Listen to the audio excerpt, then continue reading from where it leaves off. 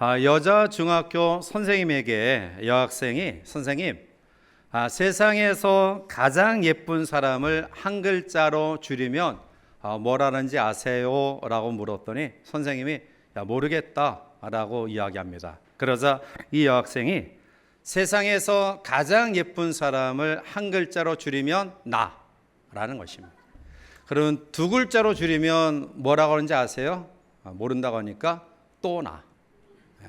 세 글자로 줄이면 그래도 나. 네 글자로 줄이면 그래도 나. 세 글자로 줄이면 바로 나. 다섯 자로 줄이면 다시 봐도 나. 여섯 자로 줄이면 보면 볼수록 나. 그리고 일곱 자로 줄이면 언제 다시 봐도 나라고 이야기해요. 선생님이 어처구니 없어서 그 여학생에게 너 미지공이구나 라고 해요. 미지공. 혹시 미지공이라고 여러분들 아세요? 이 말은 미쳤어. 지가 공주일 줄 아나 봐 라는 줄임말이에요. 철저하게 나 중심적인 의식을 가지고 있는데요. 이게 나쁜 게 아니에요. 왜냐하면 성경은 하나님 밖에서 자기에 대해서는 잘못된 것이라 이야기하지만 하나님의 형상대로 지음받은 존재로서 나를 사랑한다는 것은 하나님의 놀라운 섭리와 축복이에요. 그래서 성경은 자기를 사랑하는 자가 남을 사랑할 수 있다라고 이야기해요.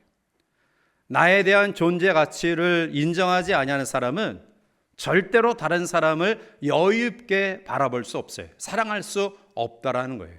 특별히 우리의 삶 속에서 자기를 드러내며 또 자기에 대한 표현 가운데 하나가 이름이라고 생각해요. 모든 사람들은 자기 이름에 대해서 의미를 부여하고 애착하는 마음을 가지는데요. 그런데 자기 이름에 만족해하는 사람이 있는 반면에 자기 이름에 만족하지 못하는 사람이 있죠. 저희 친할머니 조남이 강말악이에요. 강말악. 그래서 어렸을 때 아니 이름에 악, 뭐 죄, 악 이거 별로 느낌이 안 좋잖아요. 그래서 왜 악이라는 그런 단어를 썼을까라고 생각했는데요. 그 뜻이 뭐냐면 강말악이 말제악이, 그러니까 막내라는 이야기, 끝악이. 그래서 말악이라고 줄여서.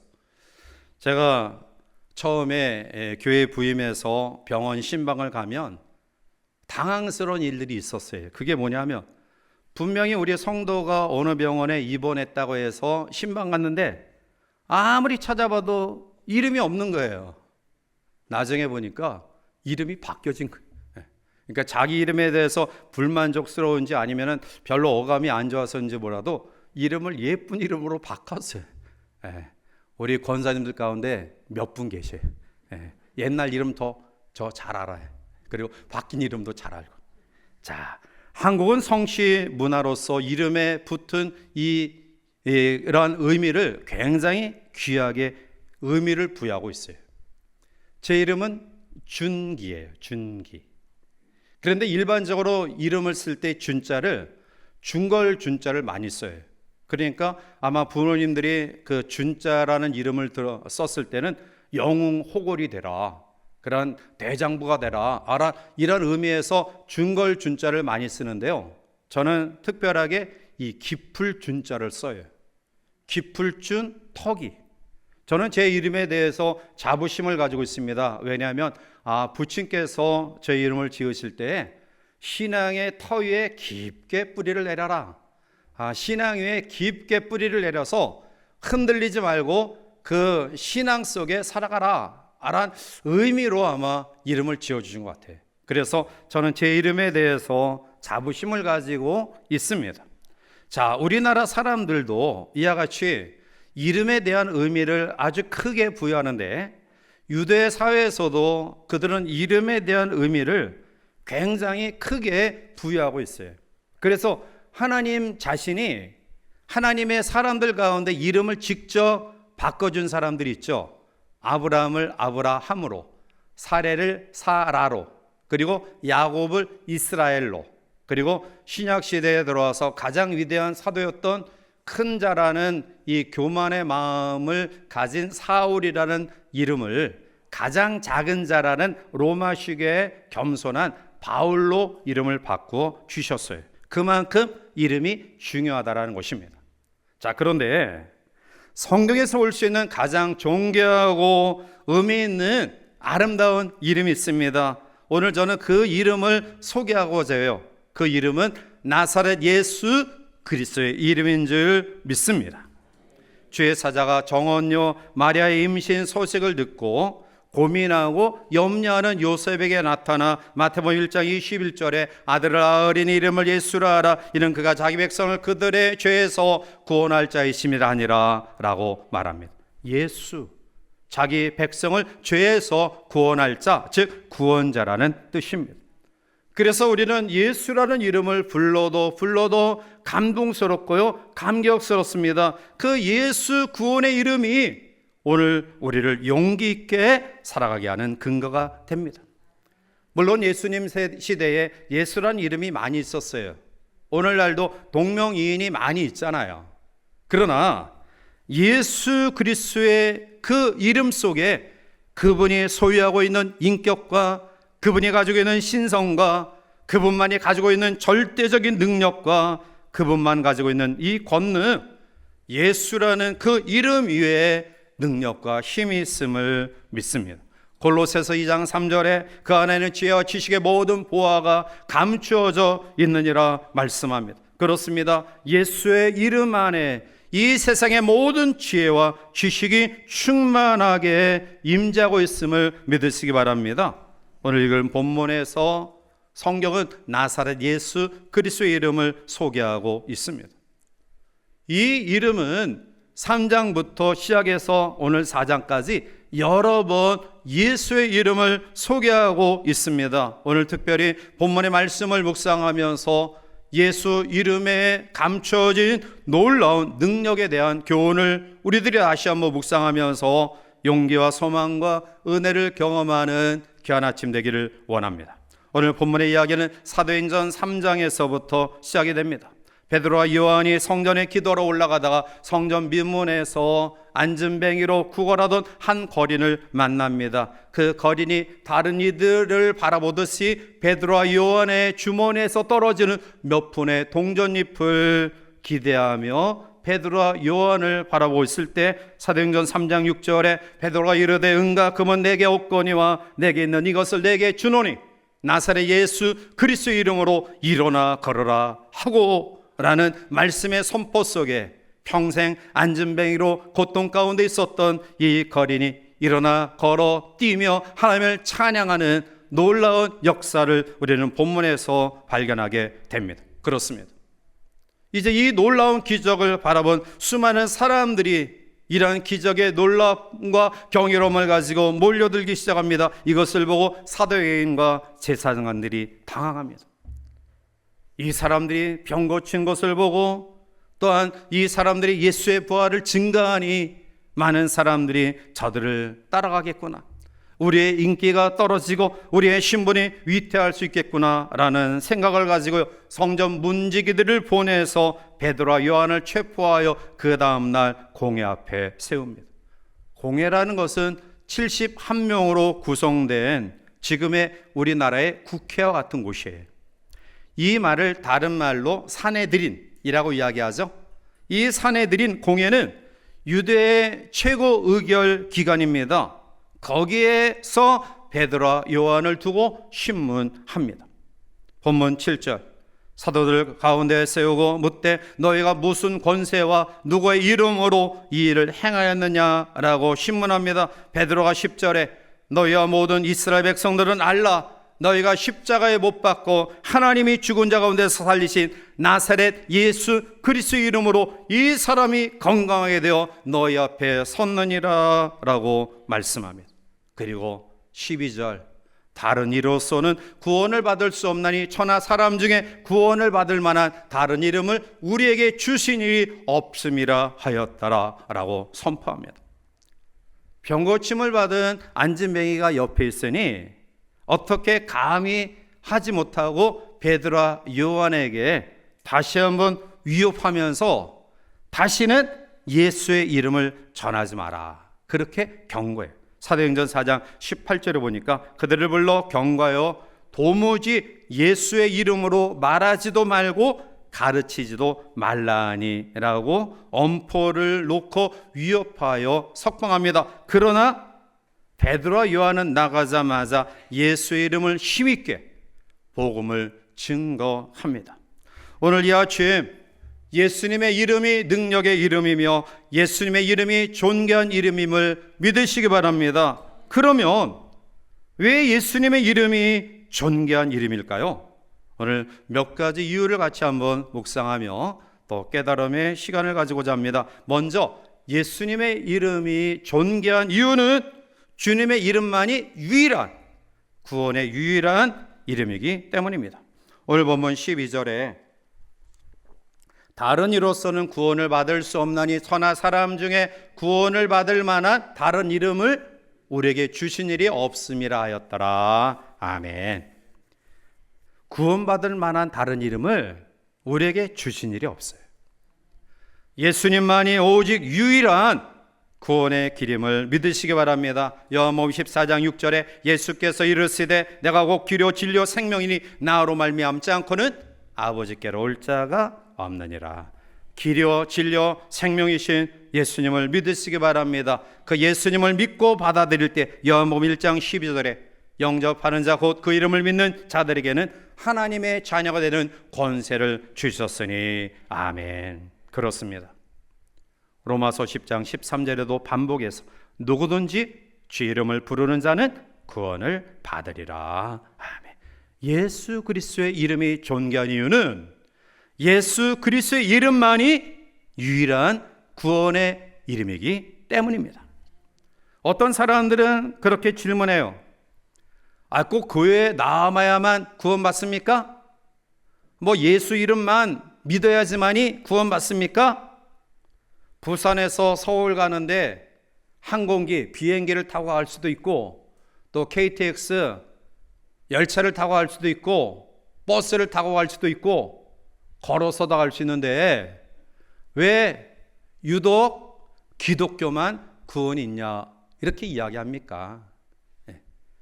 불교에도 구원이 있고 석가를 통해 마음을 통해 공자를 통해도 구원받을 수 있는데 왜 그렇습니까? 어떤 이들은 거기에 혹해서 그래 기독교만 구원이 있는 게 아니라 석가도 마음에 또 공자도 우리에게 구원을 줘. 마음이 넓은 것 같죠? 기독교에 편협된 그리고 배타적인 그러한 정신과 달리 굉장히 폭넓은 마음으로 이해하는 그러한 너그러운 마음을 가진 것 같죠? 그러나 그렇지 않아요. 구원에 관한 진리는 한 길밖에 없음을 믿으시기 바랍니다. 진리는 한 가지예요. 이것도 진리고 저것도 진리고 그것은 진리가 아니에요. 여러분, 태양이 하나인 것처럼 진리도 하나예요. 가정에서 아버지가 여러 명 있으면, 엄마가 여러 명 있으면 애들이 얼마나 헷갈려요. 아버지는 한 분이고요, 엄마도 한 분이에요. 그렇습니다. 구원받는 길은 오직 예수 그리스도, 그 이름이 유일한 줄 믿으시기 바랍니다. 자, 그러면 우리에게 구원을 주시는 이름은 자격이 있어야 돼요. 아무나 구원 줄 수 없어요. 왜 기독교가 배타적일 수밖에 없고 그리고 편협적이라고 사람들이 받아들일 수밖에 없느냐? 여기에 이유가 있어요. 구원하실 분의 자격은 하나님이신가 동시에 인간이어야 돼요. 우리의 죄를 해결하시기 위해서는 무죄해야 돼요. 무죄. 죄가 없어야 돼요. 원죄로부터 자유로워야 돼요. 그러나 석가나 마호메시나 공자나 이 땅의 유명한 성인들은 다 원죄를 가지고 이 땅에 태어났기 때문에 그들은 이 세상의 삶에 대한 윤리적이고 도덕적이고 좀 더 나은 삶을 제시할 수 있지만 그러나 죄의 문제에 대해서는 해결할 수 없는 겁니다.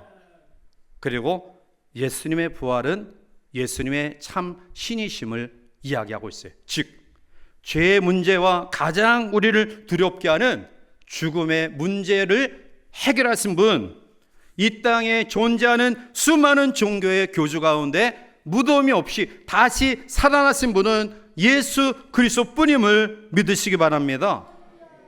그래서 주님은 동정녀의 몸에 이 땅에 오셨고요, 십자가에서 피를 쏟아 우리의 죄를 사해 주셨고요, 다시 3일 만에 부활하심으로 영원한 생명을 허락하신 것을 믿으시기 바랍니다.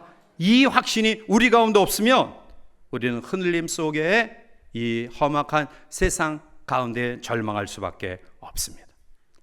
에드워드 기본이라는 학자가 로마 제국의 패망이라는 책에서 로마 패망의 원인을 5가지로 분석하고 있어요. 첫째는 가정의 파괴예요. 가정이 굉장히 성스럽고 거룩하고 그리고 소중한데요, 그런데 가정이 붕괴되면서 로마 제국은 망했다. 두 번째는 과중한 세금의 부과로 인해서 백성들이 시달리게 됨으로 망했다. 세 번째 이유는 향락 사업이 성행했다.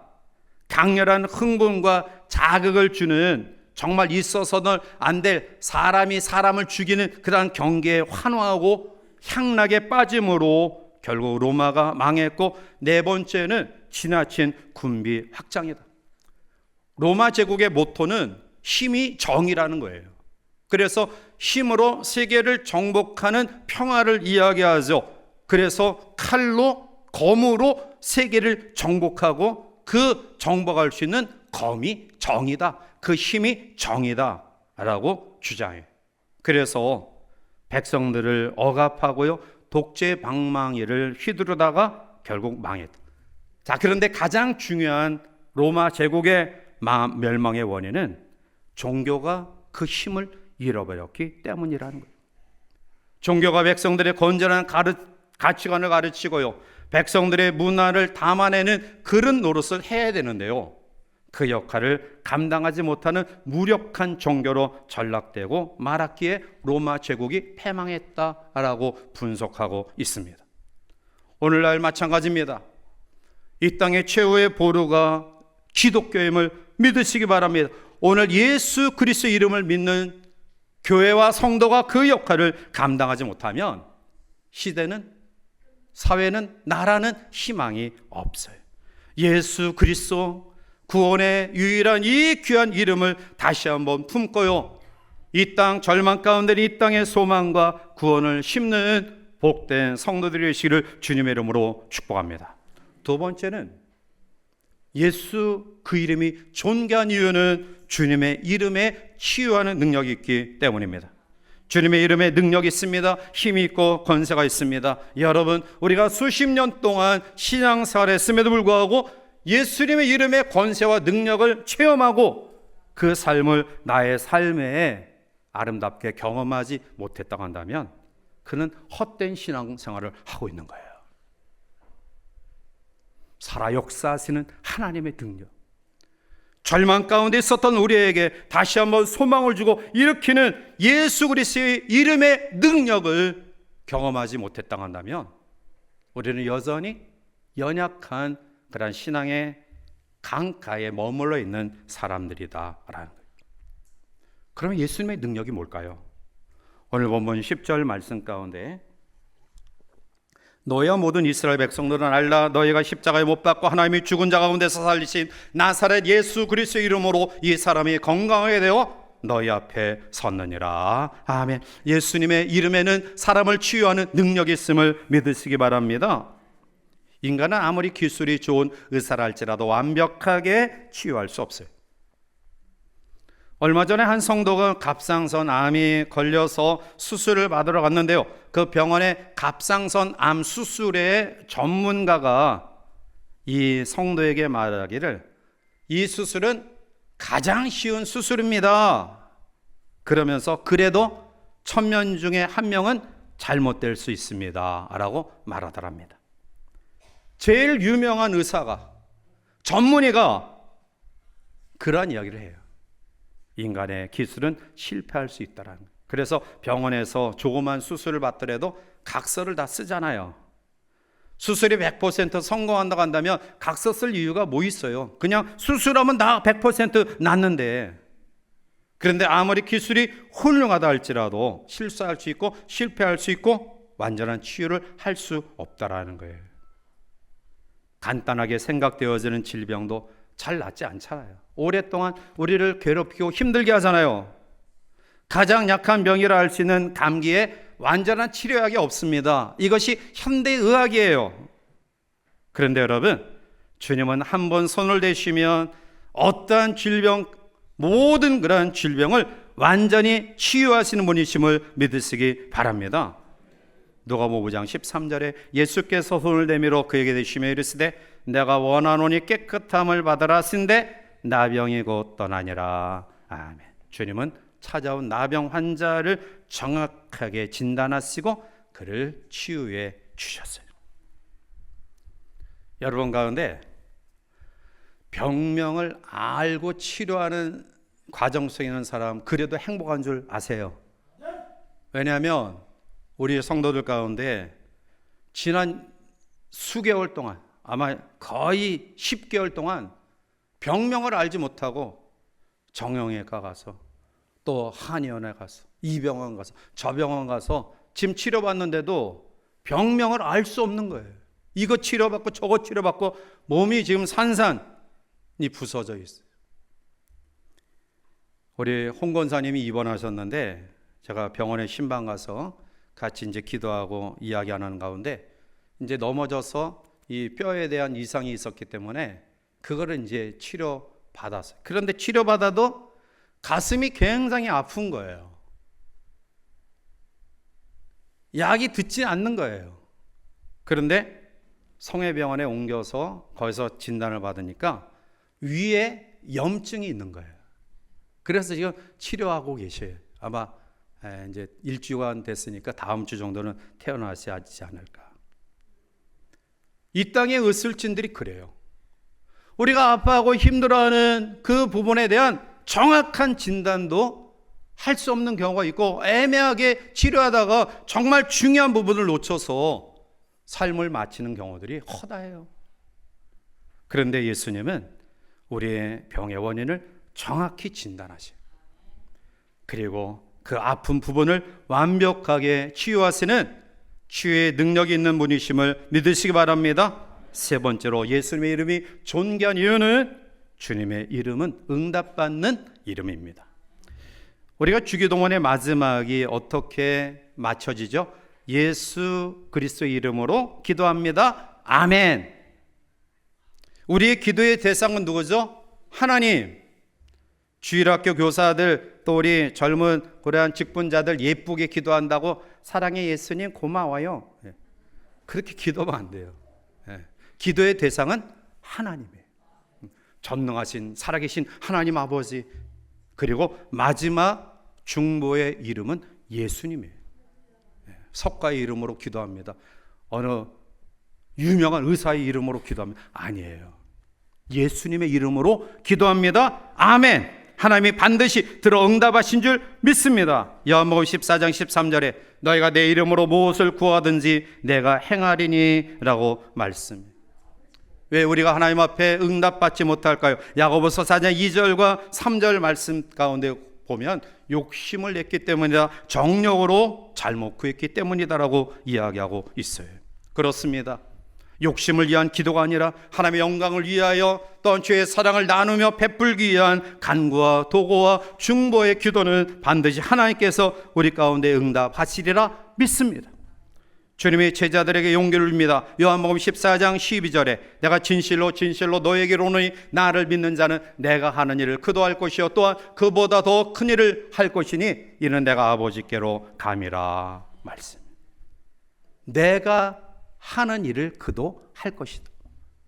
무슨 일이죠? 예수님의 치유, 예수님의 신유, 병고침의 역사, 이것을 너희도 할 것이다. 제자들이 그런 능력을 힘입어 가는 곳마다 치유의 역사를 일으키죠. 그리고 그보다 큰 일도 할 것이다. 나보다 큰 일을 할 것이다 라고 말씀합니다. 이 말씀의 의미는 예수님이 육신의 몸을 입고 공생의 기간 동안에는 시공간의 제약을 받으셨어요. 그래서 갈릴리에 가셔서는 갈릴리에 있는 환자만 고칠 수 있었고요. 가버나움에 가셔서는 가버나움에 있는 그 공간 안에 있는 사람만 고쳤어요. 그런데 나보다 큰일을 할 것이다 라는 말씀에 오면은 내가 아버지께로 가고 내가 한 일을 너희도 할 것이다. 그리고 큰일을 할 것이다. 예수 그리스도의 능력을 경험한 제자들 12명의 제자들이 이제 120명의 문도로 120명의 문도가 이제 500여 형제로 그리고 초대교회 유럽, 북미 그리고 아시아 한국을 통해 중국 그리고 인도 그리고 다시 이스라엘 민족까지 전 세계 하나님의 복음이 퍼졌고요. 예수님의 이름의 능력을 믿는 사람들을 통해 교회를 통해 지금도 신유와 치유의 역사가 놀라운 하나님의 응답의 은혜가 우리 가운데 이루어짐을 믿으시기 바랍니다. 교회가 존재하는 이유, 성도가 존재하는 이유는 바로 주의 능력을 증가하는 일에 있어요. 오늘 사랑하는 성도들 여러분 가운데 이 시간 마음에 소원하며 간구하는 모든 기도에 증목받아 하나님께로부터 응답받는 역사가 우리 가운데 있기를 원합니다. 그리고 여러분들이 이 능력이 예수님이 말씀하신 것처럼 더 큰일을 할 수 있는 열방 속에 흩어서 하나님의 복음을 전하는 능력의 사람들로 세워지기를 주님의 이름으로 간절히 축원해 드립니다. 말씀을 맺습니다. 사도들의 메시지는 단순했어요. 사도들의 메시지는 하나예요. 예수님이 누구냐? 예수님이 과연 누구냐? 사도들의 메시지는 이 하나예요. 너희들이 못 박은 예수를 하나님이 살리셨다. 그 나사렛 예수 그리스도의 이름으로 병든 자가 고침을 얻었다. 다른 이로서는 구원을 얻을 수 없다. 천하 인간의 구원을 얻을 만한 다른 이름을 우리에게 주신 일이 없으니 오직 예수 그리스도 귀한 이름을 믿어라. 사랑하는 성도 여러분, 우리에게 주신 것은 은과 금이 아니에요. 예수 그리스도 이름입니다.